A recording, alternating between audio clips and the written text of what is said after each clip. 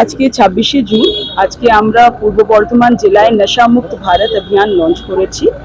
আর এই প্রোগ্রামে আমরা প্লেজ নিয়েছি যে আমরা নেশামুক্ত পূর্ব বর্ধমান এবং নেশামুক্ত ভারত গড়ে উঠব। আর তার সাথে আমরা আমাদের ট্যাবলুও লঞ্চ করেছি। কতদিন চলবে এটা আপাতত প্রোগ্রাম আমাদের কয়েকদিন চলবে, তো সেই টাইম অনুযায়ী অ্যাটলিস্ট উইক অর 2 উইকস আমরা চালাবো। ম্যাডাম, আজকে কি বার্তা দিতে চাইছেন? বার্তা জেলাবাসীদের এটাই আছে যে আমরা তো এই প্রোগ্রামটা লঞ্চ করেছি। আমি যেটা আমার স্পিচেও আপিল রাখলাম যে এই এমনি একটা টপিক আছে যার ব্যাপারে আমরা খুব বেশি কথাবার্তা করি না, because it is a taboo topic. আমি চাইছি যে আমরা ওপেনলি এটার ব্যাপারে ডিসকোর্স করি, আর একটা কমিউনিটি ড্রিভেন অ্যাপ্রোচে আমরা যেন এই যে ক্যান্সার নেমড নেশা, ড্রাগ অ্যাডিকশন, এই জিনিসটাকে আমরা যেন একদম শেষ করে দিই। আর আমাদের যারা ইয়াংস্টার্সরা যারা মানে they are getting addicted with these drugs, তাদের rehabilitation, reintegration into the society, এটাই আমরা চাইছি। But at the same time এটা কমিউনিটি ড্রিভেন অ্যাপ্রোচ হতে হবে। তো আমি জেলাবাসীদের কাছে এটাই অ্যাপিল করছি, আসুন আমরা এটা একটা মুভমেন্টের ভাবে যেন আমরা এটা তুলে ধরি আর নেশামুক্ত পূর্ব বর্ধমান গড়ে উঠি। ম্যাডাম, কিউআর কোড স্ক্যান করতে বলা হলো, ওটা কেন করবেন? ওইটা কিউআর কোড স্ক্যান করতে বলা হয়েছে বেসিক্যালি আমরা সবাই তো প্লেজ নিয়েছি, that is a way of registering that আমরা ওই প্লেজটা নিয়েছি। যারা যারা কিউআর কোড স্ক্যান করবেন আর নিজের basic details like name and locality এসব দিয়ে দেবেন, তাদের একটা সরকারিভাবে একটা সার্টিফিকেট জেনারেট হবে, যেই সার্টিফিকেটে এটাই লেখা থাকবে কি আজকে আপনি নেশামুক্ত ভারত অভিযানের জন্য প্লেজ নিয়েছেন। ম্যাম, যেটা হচ্ছে যে লোকাল এরিয়াগুলোতে বিভিন্নভাবে নেশাদ্রব্য বিক্রি হয়, এই সোর্সগুলোকে তো আগে বন্ধ করে তার জন্য কোনো অভিযান হবে? সেটা আমরা in coordination with police and excise আমরা দেখে দিচ্ছি কিভাবে প্ল্যান করে আমরা চায়ের দোকানে ও চায়েতেও মানে মেশানো হচ্ছে অ্যাডিকশনের জন্য। সেখানে আমার আপনাদের সকলের কাছে এইটাই আপিল আছে কি এই টাইপের ইনপুটস থাকলে আমাদেরকে দিন, আমরা ফুল ফ্লেজেডলি ট্রাই করবো যে এই টাইপের জিনিস যেন আমাদের এখানে বন্ধ। ওকে, থ্যাংক ইউ সো মাচ। আমার গ্যারেন্টি, খেয়ে দেখুন রাজনন্দিনী প্রিমিয়াম মিনিকেট রাইস, বাংলার নিজের চাল। রাজনন্দিনী মিনিকেট রাইস। প্রিয় বন্ধুগণ, যুব সমাজ হলো যে কোনো জাতির শক্তি ও প্রাণ শক্তি। সমাজ ও দেশের উন্নয়নে যুব সমাজের অবদান অত্যন্ত গুরুত্বপূর্ণ। তাই যত বেশি সংখ্যক যুবক যুবতী নেশামুক্ত ভারত অভিযানে যুক্ত হবে, ততই আমাদের দেশ আরো শক্তিশালী ও সমৃদ্ধ হবে। দেশের এই গুরুত্বপূর্ণ চ্যালেঞ্জকে গ্রহণ করে আজকে আমরা নেশামুক্ত ভারত অভিযান এর অধীনে একত্রিত হয়েছি এবং শপথ গ্রহণ করছি যে শুধু আমাদের সমাজ, পরিবার ও বন্ধুদেরই নয়, নিজেদেরকেও নেশামুক্ত রাখবো। কারণ পরিবর্তনের সূচনা হতে হবে নিজের থেকে। আসুন আমরা সকলে মিলে দৃঢ় সংকল্প গ্রহণ করি যে আমাদের জেলা পূর্ব বর্ধমানকে নেশা মুক্ত করে তুলব। আমি শপথ করছি যে আমার দেশকে নেশামুক্ত করার জন্য আমার সামর্থ্য ও সক্ষমতার সর্বোচ্চ ব্যবহার করে সব ধরনের প্রয়োজনীয় পদক্ষেপ গ্রহণ করব। জয় হিন্দ। আলুদা, মাছের চালটা একটু পাঠিয়ে দিও। আচ্ছা।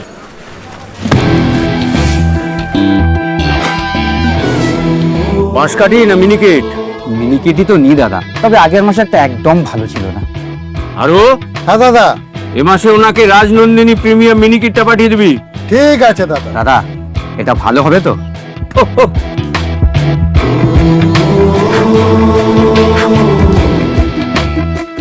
আমার গ্যারেন্টি, খেয়ে দেখুন। সবাই বলে সঠিক চাল সঠিক ভাত, আমি বলি ভালো চাল ভালো ভাত। রাজনন্দিনী প্রিমিয়াম মিনিকেট রাইস, বাংলার নিজের চাল।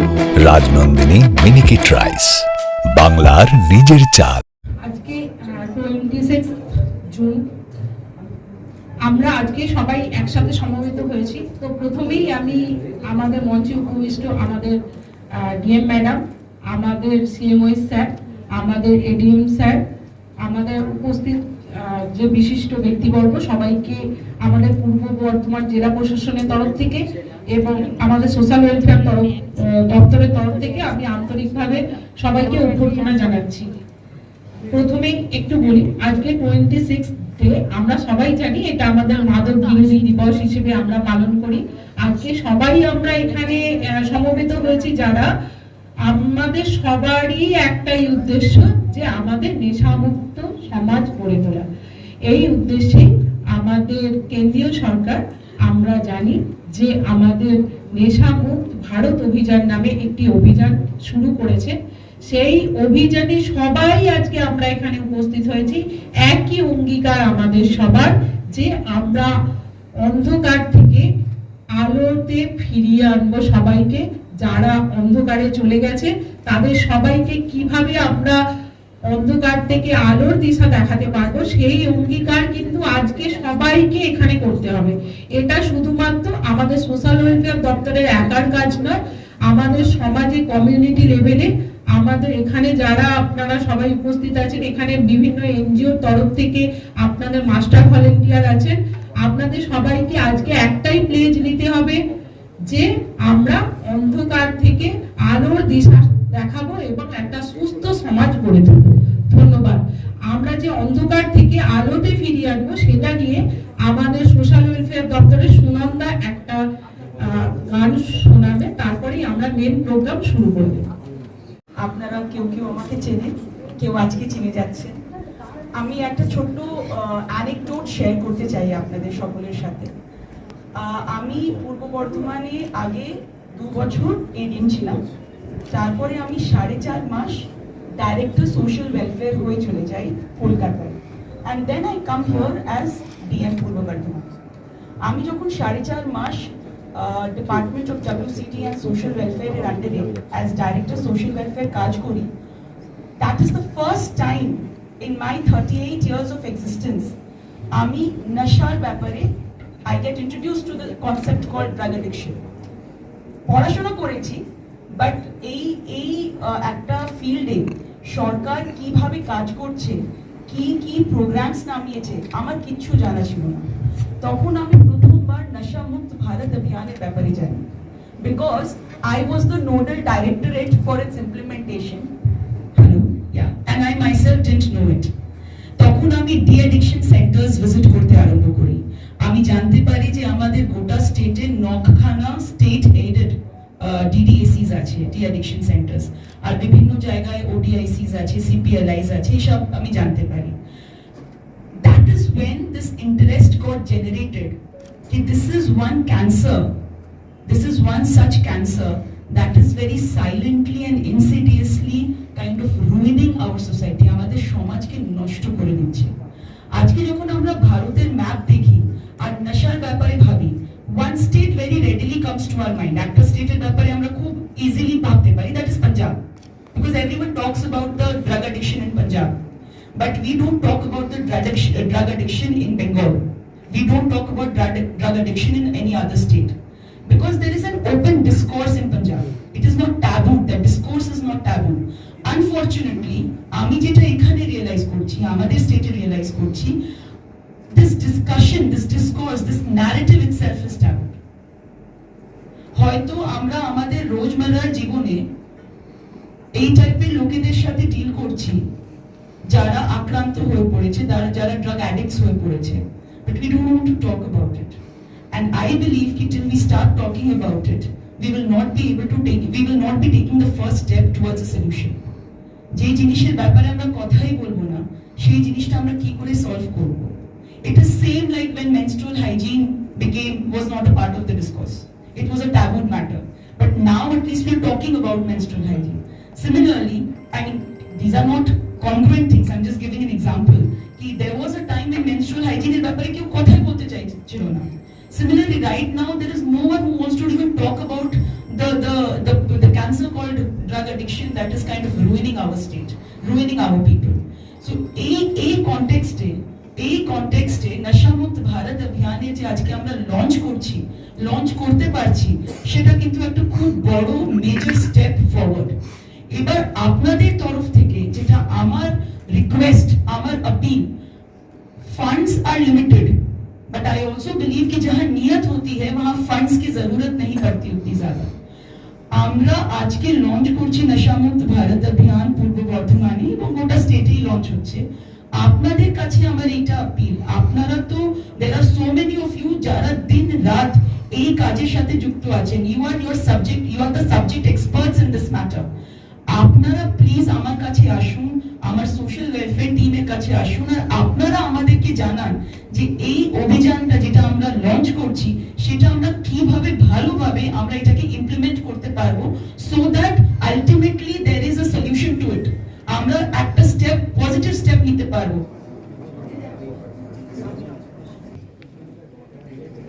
Good afternoon, all the dignitaries and the participants. আজকে আমরা এখানটা একটা বিশেষ উদ্দেশ্য নিয়ে সবাই মিট করছি, একত্রিত হয়েছি। সেটা হলো একটা সোশ্যাল ইভিলকে অ্যাড্রেস করা, যেটা হলো ড্রাগ অ্যাডিকশন। এর দুটো পার্ট বেসিক্যালি আছে। ড্রাগ এমন একটা জিনিস, তার একটা সোশ্যাল রেসপন্সিবিলিটি থাকে সেই জিনিসটাকে, সেই মিনেসটাকে ডিল করার জন্য। আর একটা জিনিস থাকে তার ল এনফোর্সমেন্টের মাধ্যমে প্রিভেনশন। আমি দুটোরই কিছু কিছু করে বলার চেষ্টা করছি। Day against drug abuse and illicit trafficking হিসেবে 1987 সাল থেকে পালিত হয়ে আসছে। এটা একটা সোশ্যাল নর্মস বা একটা অ্যাওয়ারনেস ক্যাম্পেইনিং টাইপের, যে দিনটাকে মনে রাখা, ড্রাগের সমাজে কতটা ক্ষতিকারক প্রভাব আছে সেটাকে আন্দাজ করা, সেটাকে অ্যাসেস করা এবং তার বিরুদ্ধে যা প্রতিরোধমূলক কাজকর্ম বা নেওয়া যায় বা যে অ্যাকশনগুলো নেওয়া যায় সেগুলো সম্বন্ধে জনগণ, পাবলিক যারা আছেন বা কমিউনিটিতে যারা আছেন তাদের অ্যাওয়ারনেসের মাধ্যমে। শুরুটা এইভাবেই করা উচিত বলে আমার মনে হয়েছে, যে সকলকে আগে জানতে হবে ড্রাগটা কি বা নার্কোটিক ড্রাগটা কি। ড্রাগ বা নার্কোটিক ড্রাগ, এটা দুটো পারপাস আছে। বৈধ ইউজ বা লেজিটিমেট ইউজ যেটা আছে সেটাকে অনেক সময় মেডিসিন হিসেবে বিভিন্ন রোগের ট্রিটমেন্টে ব্যবহার করা হয়। অ্যাবিউজ এই পার্টটাই সবচেয়ে বেশি। ড্রাগ বা নার্কোটিক ড্রাগ হলো এমন একটা সাবস্টেন্স, এমন একটা পদার্থ যেটা বডিতে অ্যাডমিনিস্ট্রার্ড হলে আমাদের thought process, emotion, awareness, behaviour এই প্যাটার্নগুলোকে চেঞ্জ করে দেয়। That influence hour central nervous system. এবার নার্কোটিক ড্রাগস বা ড্রাগস লোকে ইউজ করছে কেন, নিচ্ছে কেন, লোকে এরকম আকৃষ্ট হচ্ছে কেন?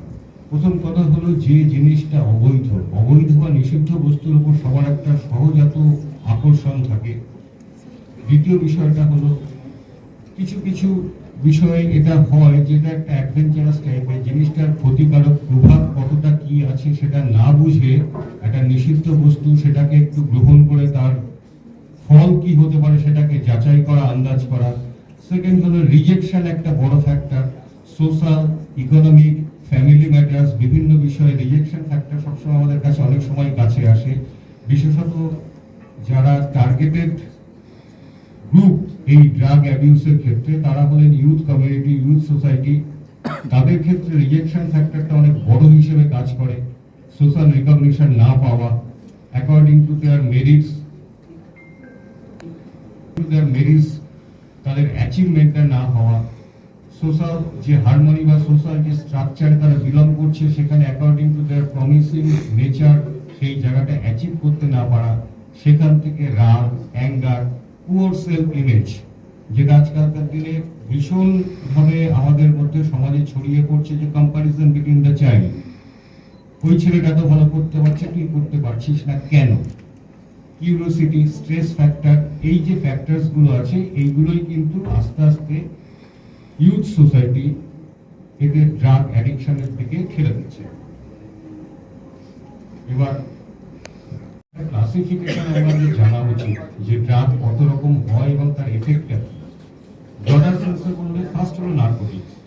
এগুলো খুব কমন ড্রাগ, আপনারা সবাই জানেন বা শুনেছেন। Opium, morphine, heroin. ওপিয়াম মানে আফিং, মরফিন যেটা একটা মেডিসিন হিসেবে ট্রিট হয় ক্যান্সার পেশেন্ট, পেন কিলার হিসেবে। এটার ইভিল এফেক্টটা হলো অ্যাবিউজমেন্ট, যেটা লোকে নেশার জন্য ইউজ করছে। ডিপ্রেশন আর একটা ক্যাটাগরি, ট্র্যাঙ্কুলাইজার, আপনাকে আপনার নর্মাল সেন্স থেকে দূরে সরিয়ে রেখে আপনাকে সাপ্রেশন অফ সেন্সের দিকে ঠেলে দেবে। স্টিমুলেন্ট, যেটা নার্ভ স্টিমুলেন্ট, উত্তেজক। অ্যামফেটামাইন্স, কোকেন। কোকেনটা যদিও আমাদের দেশে খুব বেশি প্রচলিত নয়, এটা সাউথ আফ্রিকান বা ওই দিকটাই চলে বেশি। অ্যান্ড লাস্ট অফ অল হ্যালুসিনোজেন্স, যেগুলো আপনাকে একটা এক্সট্যাটিক মুড তৈরি করে দেবে। এলএসডি, চরস, গাঁজা এটসেট্রা। মোটামুটি ব্রড সেন্সে ধরলে এরকম 4টে রকম ড্রাগসের মোটামুটি আমরা একটা হদিশ পাচ্ছি। আছে নার্কোটিক্স। ড্রাগসের নার্কোটিক্স ব্যাপারটা এসছে একটা গ্রিক শব্দ থেকে, নার্কোটিকস, যার বেসিক মানে হলো to put oneself in the state of lethargy. আপনাকে ঝিমিয়ে দেওয়া, আপনার চারদিকে যে বাস্তব জগৎটা আছে সেখান থেকে বিচ্ছিন্ন করে আপনাকে এমন একটা মানসিক জায়গায় পৌঁছে দেওয়া হলো যাতে বাস্তবটাকে আপনি যেটা ভুলতে চাইছেন বা যেটা আপনার পক্ষে সুটেবল না, সেই জায়গাটাকে আপনি ওই স্টেট অফ মাইন্ডে অ্যাভয়েড করতে পারছেন। ওপিয়াম বা আফিং যেটা আছে সেটা হলো এই ধরনের নার্কোটিক ড্রাগসের most basic commonly used raw materials. Psychotropic drug বলে একটা বস্তু আছে, এনডিপিএস। কথাটা পুরো কথাটা হলো narcotic drugs and psychotropic substance. Psychotropic drugs যেটা হলো সেটা ইউজুয়ালি এফেক্ট করছে আপনার ব্রেন এবং সেন্ট্রাল নার্ভাস সিস্টেমকে এবং এফেক্ট করছে আপনার mood, awareness, thought process, feeling, behaviour.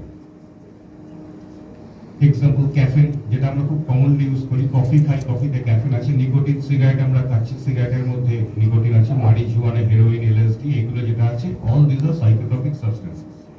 Trafficking, যেটা নিয়ে প্রিভেনশন জন্য একটা কথা বলছে, তাতে ইলিসিট ট্রাফিকিং কাকে বলে সেটার একটা ছোট্ট বেসিক ধারণা হলো illicit trafficking encompasses all the activities related to narcotic drugs and psychotropic substances. এটা শুরু হচ্ছে কোথা থেকে? কাল্টিভেশন, ওপিয়াম, আফিং, পোস্ত চাষ, ক্যানাবিস, গাঁজা চাষ, cultivation, engagement, production, manufacturing, concealment, warehousing, import, export, এই সমস্ত বিষয়গুলোই কিন্তু ট্রাফিকিং এর মধ্যে আসছে। এবং হ্যান্ডলিং যেটা হচ্ছে, ফান্ডিং যেটা হচ্ছে, এই যে বিশাল র্যাকেটটা পৃথিবীব্যাপী কাজ করছে, এই ফান্ডিং এর পেছনে ড্রাগ মার্কেটটা পৃথিবীতে বিশাল বড়, সেই ফান্ডিংটাও কিন্তু ট্রাফিকিং এর আন্ডারে আসছে।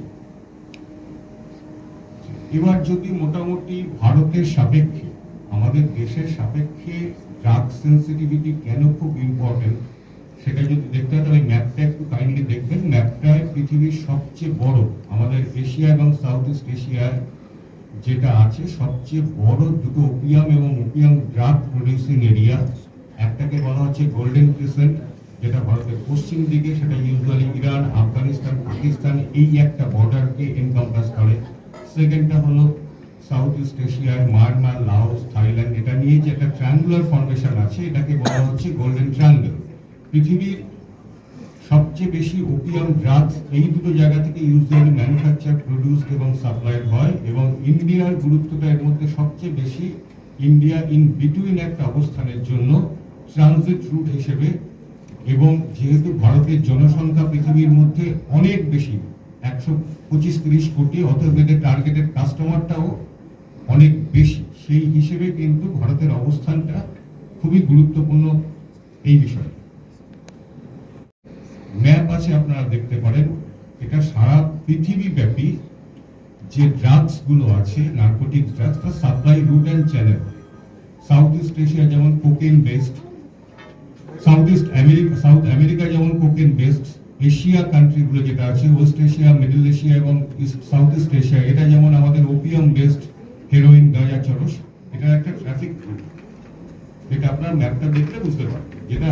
এবং এদের সবগুলো কিন্তু টার্গেটেড মার্কেট হলো they want to reach the destination in Europe or North America because there is the value is highest. এটা বললাম ইন্ডিয়ার গুরুত্বপূর্ণ সবচেয়ে ব্যাপারটা ইন্ডিয়ার অবস্থানের জন্য। ইন্ডিয়া এই দুটো মেজর ড্রাগ প্রডিউসিং এরিয়ার ঠিক মাঝামাঝি একটা জায়গায় পড়ে গেছে। ট্রানজিট রুট হিসেবে ইন্ডিয়ার ইউজটা খুবই গুরুত্বপূর্ণ to reach the final products in the destination market. এটা একটা সিম্পল রুট যে পশ্চিমবঙ্গের মধ্যে দিয়ে কিভাবে মেজর ট্রাফিকিং রুটস গুলো আছে। এটা আপনি হেরোইন দেখতে পাচ্ছেন। হেরোইন ইউজুয়ালি এখানে আসছে রাজস্থান, ইউপি থেকে, লালগোলা, মুর্শিদাবাদ, বনগাঁ, নর্থ চব্বিশ পরগনা, এই রাজ্য বা এই জেলাগুলো ঘুরে আস্তে আস্তে জিনিসটা সারা দেশে, সারা আমাদের রাজ্যে ছড়িয়ে পড়ছে। This is the second route, এটা গাঁজা ট্রাফিকিং রুট। গাঁজাটা আমাদের রাজ্যে মোটামুটি দুটো জায়গা থেকে মেইনলি আসে, একটা নর্থ ইস্ট, মণিপুর, আসাম এবং উড়িষ্যা থেকে। নর্থ ইস্টের রুটটা আপনার উপর থেকে দেখতে পাচ্ছেন, কোচবিহার, উত্তর দিনাজপুর, মালদা, মুর্শিদাবাদ, নদিয়া হয়ে নিচের দিকে নামছে। এবং উড়িষ্যার রুটটা মেদিনীপুর, দীঘা, কাঁথি, হাওড়া হয়ে কলকাতার দিকে ঢুকছে এবং সেখান থেকেই সমস্ত রাজ্যে এই জিনিসগুলো ছড়িয়ে পড়ছে। And the cultivation of opium poppy area, আমাদের রাজ্যে কোথায় কোথায় illicit cultivation of opium poppy, আফিম বা পোস্ত যেটা বলেন, তার মেন কাল্টিভেশন এরিয়া হলো বীরভূম, মুর্শিদাবাদ, নদিয়া, আমাদের পূর্ব বর্ধমানের সামান্য কিছু অংশে আছে এবং বাঁকুড়া। আর আমাদের স্টেটে যেটা ম্যাক্সিমাম গাঁজা চাষ যেটাকে বলে, যেটা ক্যানাবিস, গাঁজা প্রডিউসিং দুটো বা তিনটে জেলা হলো কোচবিহার, মুর্শিদাবাদ, নদিয়া। নদিয়ার করিমপুর, তেহট্ট, এই জায়গাগুলো, শিকারপুর যেটা আছে, সেখান থেকে বাংলাদেশের ট্রাফিকিং বা যে গাঁজা চাষ বা ছড়িয়ে পড়ার বিষয়টা সেটা কিন্তু ক্লিয়ার। এটা গেল মোটামুটি জিনিসটা সম্পর্কে, সাবজেক্টটা সম্পর্কে একটা বেসিক আইডিয়া যে ড্রাগস কি, ড্রাগস কেন লোকে ইউজ করে। এরপর একটা সোশ্যাল রেসপন্সিবিলিটি থেকে যায়, তার জন্য দুটো পক্ষ আছে। একটা হলো যারা ল এনফোর্সমেন্ট এজেন্সি, যারা আইনটাকে দেখেন জিনিসটা প্রিভেনশনের জন্য এবং প্রসিকিউশনের দিকে নিয়ে যান, এবং আরেকটা আছে যারা আমাদের মতো সাধারণ সামাজিক লোকজন, তারা social community responsibility, social corporate responsibility ইত্যাদির মাধ্যমে জিনিসটাকে রিহ্যাবিলিটেট করার বা তাকে একটা সাপোর্ট সিস্টেম দেওয়ার চেষ্টা করছেন। এবার এই সাবজেক্টটাকে ডিল করার জন্য যে আইনটা ভারতবর্ষে চালু আছে, এটা একটা সেন্ট্রাল অ্যাক্ট, নার্কোটিক ড্রাগস আর সাইকোট্রপিক সাবস্টেন্স অ্যাক্ট, যেটা এনাক্টেড হয়েছিল 1985 সালে। এটা ভেরি স্ট্রিনজেন্ট অ্যাক্ট। যেহেতু সাবজেক্ট বা বিষয়বস্তুগুলোর গুরুত্ব অনেক বেশি এবং অনেক খারাপ, সেই জন্য এটা খুব একটা স্ট্রিনজেন্ট অ্যাক্ট। এই অ্যাক্টটা এনাক্টেড হয়েছিল নার্কোটিক ড্রাগস এবং সাইকোট্রপিক সাবস্টেন্স সম্পর্কে যতগুলো আইন বা রুলস আছে সেটাকে এক জায়গায় কনসলিডেট করে স্ট্রিনজেন্ট পানিশমেন্ট এবং তার রেগুলেশন প্রসিডিওরকে একটা under to bring all the things under one roof. এবং এটা মাথায় রাখতে হবে, এই ধরনের কেসগুলোর যে ট্রায়াল কোর্ট আছে, that is not the ordinary court, that is the special court constituted under section 36A of the act. এবং সেই কোর্টে যিনি ম্যাজিস্ট্রেট থাকবেন তিনি মিনিমাম একজন ADJ rank, additional district and session জাজ র্যাঙ্কের ম্যাজিস্ট্রেট হবেন। এটা পাচ্ছে লোয়ার কোর্টে এই ধরনের কোনো মামলার ট্রায়াল বা শুনানির কোনো এখতিয়ার নেই। এইবার এই সাবজেক্টটা ডিল করতে গেলে তার একটা স্ট্রিনজেন্ট পানিশমেন্ট, যেটা বললাম, পানিশমেন্টের তিনটে সেক্টর আছে। সেটা হলো তার কোয়ান্টিটি ওয়াইজ। একটা হলো স্মল কোয়ান্টিটি, সেটা ডিফাইন করে দেয় স্টেট গভর্নমেন্ট বা সেন্ট্রাল গভর্নমেন্ট বাই রুলস। আর একটা হলো কমার্শিয়াল কোয়ান্টিটি। স্মল কোয়ান্টিটি যেটা থাকে usually for personal consumption, commercial quantity যেটা হয় সেটা for the business purpose by the unscrupulous businessman. In between যেটা পড়ে থাকছে দুটোর মাঝখানে, সেটা হলো একটা ইন্টারমিডিয়েট কোয়ান্টিটি।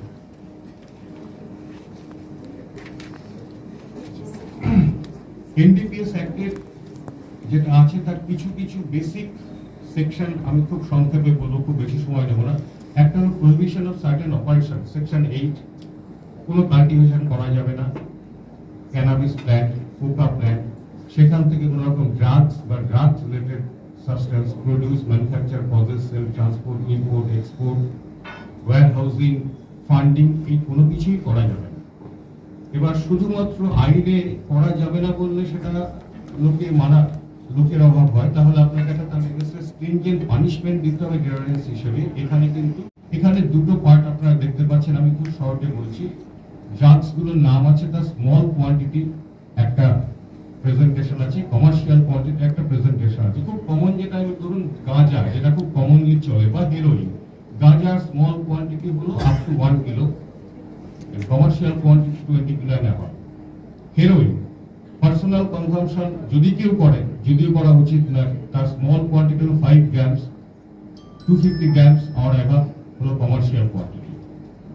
এখানে পানিশমেন্ট 3 রকম স্টেজে একটা 3 টায়ার সিস্টেম আছে। স্মল কোয়ান্টিটির জন্য rigorous imprisonment up to 6 month or fine up to 10,000 rupees. Intermediate কোয়ান্টিটির জন্য this 6 months will extend up to 10 years and the fine extend up to 1 lakh rupees. And for one commercial quantity, any punishment should not be less than 10 years, which may extend up to 20 years, and fine not less than 1 lakh rupees, which may extend it up to 2 lakh rupees. Or the punishment are খুব stringent, বেলের option খুব কম, এবং certain কেসে commercial quantity deal করার ক্ষেত্রে, repeated অফেন্সের ক্ষেত্রে death penalty অবধি আছে। পরের স্লাইডটায় কিছু কিছু প্রিভেনশন এবং পানিশমেন্ট সেকশন আছে। যেহেতু এটার মধ্যে সবাই ল এনফোর্সমেন্টের মধ্যে ইনভলভ নন, অতএব এই সেকশনটাকে আমি খুব বেশি এমফাসাইজ করতে চাইছি না। যেটা এরপরে আমি যাব সেটা হলো এই যে আইনটা আছে, সেই আইনটার কিছু প্রসিডিউরাল সেকশন। কারণ আমি এখানে দেখতে পাচ্ছি কিছু ল এনফোর্সমেন্ট এজেন্সির অফিসাররাও আছেন, আমিও বেসিক্যালি একজন ল এনফোর্সমেন্ট এজেন্সি থেকেই কথা বলছি। তো কিছু কিছু এই লটা ইমপ্লিমেন্ট, যাতে ডিটারেন্সটা ভালোভাবে সমাজে এবং এই ধরনের আনস্ক্রুপুলাস বিজনেসম্যানদের এগেন্স্ট আরো বেশি করে ছড়িয়ে পড়ে, সেটুকু প্রভিশন জেনে রাখা উচিত। একটা হলো সেকশন 41, একটা প্রসিডিউরাল সেকশন, যে এনডিপিএস অ্যাক্টের ক্ষেত্রে সার্চ সিজারের ক্ষেত্রে ওয়ারেন্ট কারা ইস্যু করতে পারেন। একজন মেট্রোপলিটন ম্যাজিস্ট্রেট পারেন, যে কোনো ফার্স্ট ক্লাস ম্যাজিস্ট্রেট পারেন, যে কোনো সেকেন্ড ক্লাস ম্যাজিস্ট্রেটও পারেন, if specially empowered by the state government.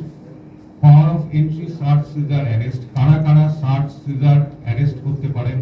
Central excise, customs, narcotics, drug control department, state excise, revenue intelligence, police, এরা এনডিপিএস অ্যাক্টে সার্চ বা সিজার করতে পারে। সেকশন 46 এবং 47, these are very important for common people. একটা হলো duty of land holder to give information of illicit cultivation. Land holder যারা আছেন, যার জমিতে চাষ হচ্ছে বা আশেপাশের লোকজন, যদি কোনো চাষের ঘটনা ঘটে থাকে, তাহলে ইমিডিয়েটলি যে সমস্ত ডিপার্টমেন্টগুলোতে উল্লেখ করা হলো সেই অফিসারকে তার ইনফরমেশন দিতে হবে, otherwise it is punishable. And the next point on the duty of certain officers to give certain information of illicit cultivation. Even government officer, যে কোনো ডিপার্টমেন্ট, ভিলেজ পাঞ্চ, সারপঞ্চ যাদের বলা হয়, লোকাল মেম্বার যারা, লোকাল ইলেক্টেড মেম্বার যারা, তাদেরও responsibility আছে যে কোনো কাল্টিভেশন বা যে কোনো রকম ডিলিংস এর খবর থাকলে সেটা এনফোর্সমেন্ট এজেন্সিগুলোকে জানানো, otherwise it is punishable. Search caesar যেটা আছে, এনডিপিএস যেহেতু একটা খুব স্ট্রিনজেন্ট অ্যাক্ট, তো এখানকার সার্চ সিজার যে কোনো কেসে কমন সার্চ বা সিজারের মতো নয়। এখানকার কিছু প্রি কন্ডিশনস আছে, যেমন search should be under presence and supervision of a gazetted officer. সবসময় যদি গেজেটেড অফিসার রেডিং টিমের সাথে না থাকে, তো তার সামনে সার্চ করতে হবে, তাকে এনে। একজন মহিলাকে শুধুমাত্র একজন মহিলা অফিসারই সার্চ করতে পারেন। এবং most importantly the last line, যে সার্চ সিজারের ভিডিওগ্রাফি মাস্ট, যেটা ক্যালকাটা হাইকোর্ট 2022 সালে একটা সিআরএম রিভিউ নোশনের ক্ষেত্রে 492-তে বলেছে। ডিসপোজাল অফ ড্রাগস, সেটা ল এনফোর্সমেন্ট এজেন্সির, আশা করি যারা এই যে বিস্তীর্ণ পার্টিসিপেন্ট বসে আছে তাদের ক্ষেত্রে এটা খুব বেশি ইম্পর্টেন্ট নয়। যেটা important is the last slide, যে সাধারণ লোক, আমরা কমিউনিটির বিভিন্ন এনজিও সেকশন যেগুলো আছে, তারা কি করতে পারে। এর 3টে পয়েন্ট আমার মনে হচ্ছে ইম্পর্টেন্ট। একটা হলো সেন্সিটাইজেশন। সেন্সিটাইজেশন হলো সোশ্যাল অ্যাওয়ারনেস বিল্ডিং করা through rallies, workshops, interactive program, school, colleges, যার targeted audience. Targeted intervention, reaching highly vulnerable populations like youth society, এবং রেড লাইট এরিয়াও এই ড্রাগ অ্যাবিউসের একটা বড় সেক্টর, সেখানেও একটা সেন্সিটাইজেশন বা রিচিং থাকা উচিত। এবং ডিস্ট্যাগমাটাইজেশনটা হলো ড্রাগ অ্যাবিউজকে শুধুমাত্র একটা নেশা না ধরে এটাকে রিফ্রেমিং করা উচিত অ্যাজ এ হেলথ ইস্যু, এবং সেইভাবে যথেষ্ট আর্লি প্রিকশন বা ক্লিনিক্যাল অ্যাসিস্ট্যান্স নেওয়া উচিত। সেকেন্ড পার্ট হলো রিহ্যাবিলিটেশন, ডি অ্যাডিকশন সেন্টার, যেটা ম্যাডাম বললেন, মেডিকেল সুপারভিশন, ডিটক্সিফিকেশন বা রিকভারি প্রোগ্রাম, রিহ্যাবিলিটেশন সেন্টার বলতে clinical therapy, cognitive behaviour therapy, যেটা আপনারা যারা এনজিও যারা এই ব্যাপারে এক্সপার্ট তারা সেই অ্যাসিস্ট্যান্সটা দিতে পারেন। Peer led support, setting up a community network, যেখানে এই অ্যাডিক্টেড পার্সনদের শুধুমাত্র ঘৃণার চোখে না দেখে কিছুটা সিম্প্যাথেটিক, সহানুভূতি, সিম্প্যাথেটিক ভিউতে দেখা যেতে পারে এবং তাদের পাশে দাঁড়ানো যেতে পারে অ্যাকর্ডিং টু দেয়ার নিডস। এবং হলো the last point is reintegration. এটা ভোকেশনাল স্কিলের মাধ্যমে এদের কিছু জব বা আদারওয়াইজ এনগেজমেন্ট অফার, যে ভ্যাকুয়ামটার জন্য এরা ড্রাগ অ্যাডিক্ট হতে বাধ্য হয়েছিল, সেই ভ্যাকুয়ামটাকে ফুলফিল করার জন্য যে সমস্ত ভোকেশনাল স্কিলস, কম্পিউটার স্কিলস, চাকরি, যেটা আপনাদের অ্যাফোর্ডেবল হতে পারে সোসাইটির পক্ষ থেকে, সেটা অ্যাফোর্ড করা। এমপ্লয়মেন্ট টাই আপস, বিভিন্ন employment tie up, business, livelihood বা যে সমস্যাগুলোর জন্য তারা অর্থের অভাবে যদি কেউ ওই দিকে গিয়ে থাকে সেই জায়গাটাকে মিট আপ করা। And after care system maintaining rigorous follow up. এটা ফলো আপ অ্যাকশনটা কিন্তু ভীষণ জরুরি।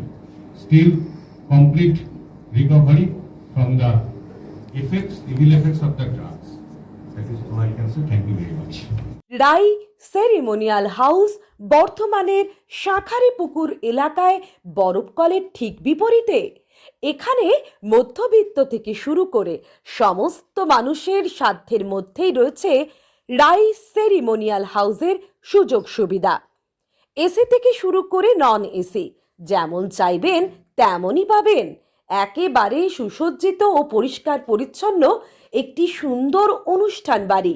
এখানে রয়েছে এসি, নন এসি, নটি রুম, রয়েছে আন্ডারগ্রাউন্ড গাড়ি পার্কিংয়ের সুবিধা। অতএব আপনাদের যে কোনো অনুষ্ঠানের জন্য আজই বুক করে ফেলুন রাই সেরিমোনিয়াল হাউস। মনে রাখবেন, রাই সেরিমোনিয়াল হাউস বর্ধমানের শাঁখারীপুকুর এলাকায় বরফকলের ঠিক বিপরীতে। আজকে আমরা চলে এসেছি রাজলক্ষ্মী কনস্ট্রাকশনের নিউ প্রজেক্ট রাজ ইনক্লেভসে।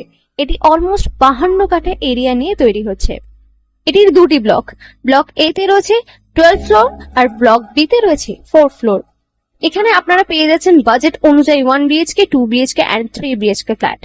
এখানকার আকর্ষণীয় ব্যাপার হলো ফ্ল্যাটের গ্রাউন্ডে আপনারা পেয়ে যাচ্ছেন স্টাইল বাজার, আর সঙ্গে থাকছে বেসমেন্ট পার্কিং, ওপেন পার্কিং, আর রুফটপে পেয়ে যাচ্ছেন 10,000 স্কোয়ার ফিট এরিয়া জুড়ে এসি জিম, আড্ডা zone, AC community hall with kitchen, garden area.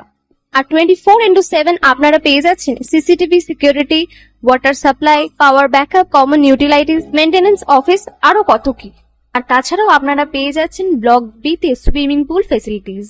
বাইরে থেকে তো আপনারা অলমোস্ট সবই দেখলেন, এবার পালা আপনাদের একটা রুম ট্যুর দেওয়ার। এটা হলো 3 বিএইচকে, 1187 স্কোয়ার ফিট। এখানে আপনারা পেয়ে যাচ্ছেন 3টে বেডরুম।